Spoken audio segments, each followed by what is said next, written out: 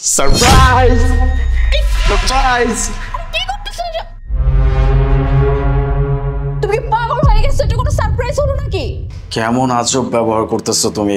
তুমি জানোই যে আমি সারপ্রাইজ দিতে অনেক পছন্দ করি। তুমি যখন আমাকে বললা যে আর 5 মিনিটের ভিতরে তুমি বাসায় আসতেছো, তখন হঠাৎ করে বুঝতে পারতেছিলাম না যে তোমাকে কিভাবে সারপ্রাইজ দেওয়া যায়, কিভাবে প্র্যাঙ্ক করা যায়। এই জন্য কম্বল দিয়ে তোমার সাথে প্র্যাঙ্ক করলাম। আর তুমি আলিফ, এটা কোনো সারপ্রাইজ হলো? হ্যাঁ, আর এখন গরমের সময়, আর তুমি কি না এরকম একটা কম্বল দিয়ে আমাকে পুরো জড়াই ফেলেছো।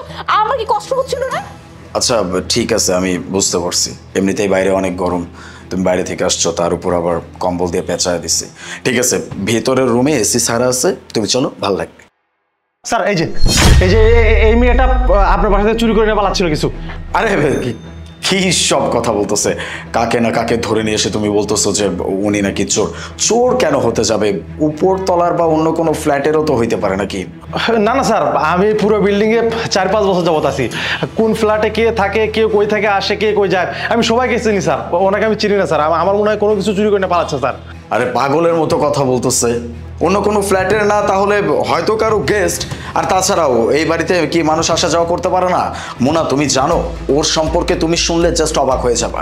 এই যে আমাদের সিকিউরিটি গার্ড, গুণধর সিকিউরিটি গার্ড, সে এমনভাবে দায়িত্ব পালন করে, গত 5-6 মাসে আমাদের এই পুরো বিল্ডিংয়ে 5 থেকে 6 বার চুরি হয়ে গেছে। সে কিচ্ছু করতে পারে নাই। আলিফ, তুমি সব কি বলতেছো? হ্যাঁ, এই সিকিউরিটি গার্ড আমাদের এই বাসায় কত বছর যাবত কাজ করতেছে, আর আমি তো কখনো ওর নামে কোনো কিছু আমি শুনি নাই। আর তুমি কি বলতেছো এগুলো? যথেষ্ট দায়িত্ববান একজন মানুষ। স্যার আপনি এটা কি করলেন স্যার? আমি একজন দারোয়ান আপনাদের এই বিল্ডিংয়ের। কোন ফ্ল্যাটে কে থাকে, কি করে, আমি সবাইকে চিনি স্যার। আর আমি কত সুন্দরভাবে আমার দায়িত্ব পালন করি স্যার। কোনোদিন কোনো কিছু চুরি করি নাই স্যার। আপনি আমার এই দোষটা দিতে পারলেন? আরে বাবা, শুধু শুধু কেন এত কথা বাড়াইতেছো? আমি তো বুঝতে পারতেছি না। ওনাকে দেখে কি চোরের মতো মনে হইতেছে? কোন অ্যাঙ্গেল থেকে ওনাকে চোর মনে হইতেছে? আরে হতে পারে কোনো ফ্ল্যাটের গেস্ট। শুধু শুধু একজনের নামে এভাবে ব্লেম দিলে হয় নাকি? আচ্ছা আলিফ, মানে তুমি এই মেয়েটাকে নিয়ে এত ডিফেন্ড কেন করতেছো? হ্যাঁ, ও যেহেতু এই মেয়েটাকে নিয়ে কিছু একটা বলেছে, তার মানে একটু তো গন্ডগোল আছে। আর তুমি কি না ওর কথা বিশ্বাস না করে তুমি মেয়েটাকে ডিফেন্ড করতেছো? তুমি কি মেয়েটাকে চিনো না জানো?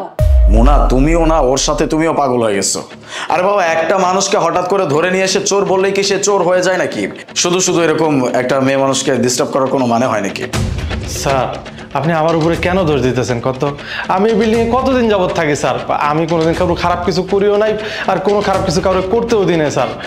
আমি মেয়েটার আমি কখনো দেখি নাই স্যার এই বিল্ডিংয়ে, বিশ্বাস করেন।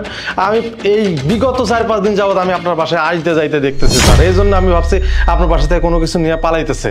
কি 4-5 দিন যাবত এই মেয়ে এই বাসা আসা যাওয়া করতেছে? তার মানে দাঁড়াও, ঠিকই বলতেছে। হ্যাঁ, এই মেয়ে এই বাসাতে নিশ্চয়ই কিছু উল্টাপাল্টা করতে আসে। দাঁড়াও, আমি এক্ষুনি পুলিশ কল করতেছি, তারপর এই মেয়েকে আমি মজা দেখাচ্ছি। আরে ম্যাডাম, আপনি পুলিশকে কেন ডাকবেন? আর যা বলার আমি সত্যিটা বলতেছি। আসলে এখানে আমি নিজের ইচ্ছায় আসি না, আমাকে আপনার হাজবেন্ড নিয়ে আসে। কি? আমার হাজবেন্ডের কথায় তুমি এই বাসা আসা যাওয়া করো? হালিফ, এই মেয়ে কি বলতেছে?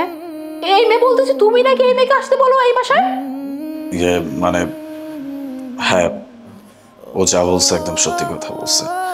দেখো, তুমি মাসের পর মাস, বছরের পর বছর তুমি তোমার কাজে ব্যস্ত থাকো, ট্রেনিংয়ে চলে যাও, নয়তো কোনো মিশনে চলে যাও। আমার তো সঙ্গী লাগে নাকি? আমি তো একা একটা মানুষ।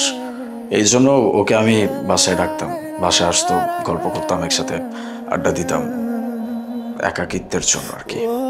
আমি থাকি না বলে তোমার সঙ্গী দরকার, আর এর জন্য তুমি এই মেয়েটার সাথে অ্যাফেয়ার করতেছো? মানে এই মেয়েকে বাসায় নিয়ে এসে তুমি টাইম স্পেন্ড করো?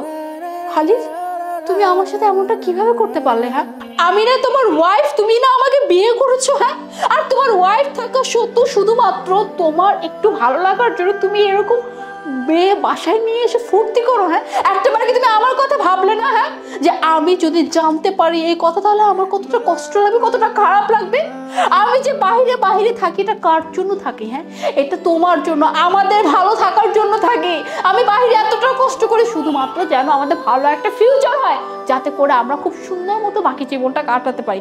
আর তুমি কিনা জাস্ট কয়েকটা মাস সহ্য করতে পারো না? মানে কয়েকটা মাসের একাকিত্ব তুমি সঙ্গী খুঁজে নিলে। তাহলে আমি না, আমি তো তোমাকে ছাড়া থাকি, তাই না? আমার কি সঙ্গীর প্রয়োজন হয় না? কই, আমি তো আমার কিছু করতে পারলাম না, কারণ আমি তোমাকে ভালোবাসি। হ্যাঁ, আমি অন্য কারোর দিকে তাকাতেও পারি না। আর তুমি কিনা শুধুমাত্র একটু ভালো থাকার জন্য আমার একটা মেয়েকে বাসায় নিয়ে আসছো।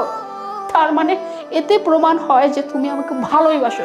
তুমি যদি আমাকে ভালোই বাসতে তাহলে বিশ্বাস করো, আমি 2-3 মাস কেন, আমি যদি বছরের পর বছরও বাইরে থাকতাম না, তবুও তুমি না কোনো মেয়ের দিকে তাকাতে না। যাই হোক, তুমি যেহেতু চুইট করেই ফেলেছো, তোমার সাথে থাকা সম্ভব না। হ্যাঁ, আমি আমাদের দুজনের পরিবারকে সব ব্যাপারে জানিয়ে দিব, তারপরে আমাদের পরিবার ডিসিশন নিবে যে আসলে তোমার সাথে ঠিক কী করবে। আর তোমাকে এখন আমি পুলিশ স্টেশনে নিয়ে যাবো, নিয়ে গিয়ে ওখানে আমাদের 2 পরিবারকে ডেকে আনবো, তারপরে তোমার শাস্তির ব্যবস্থা করব। চলো।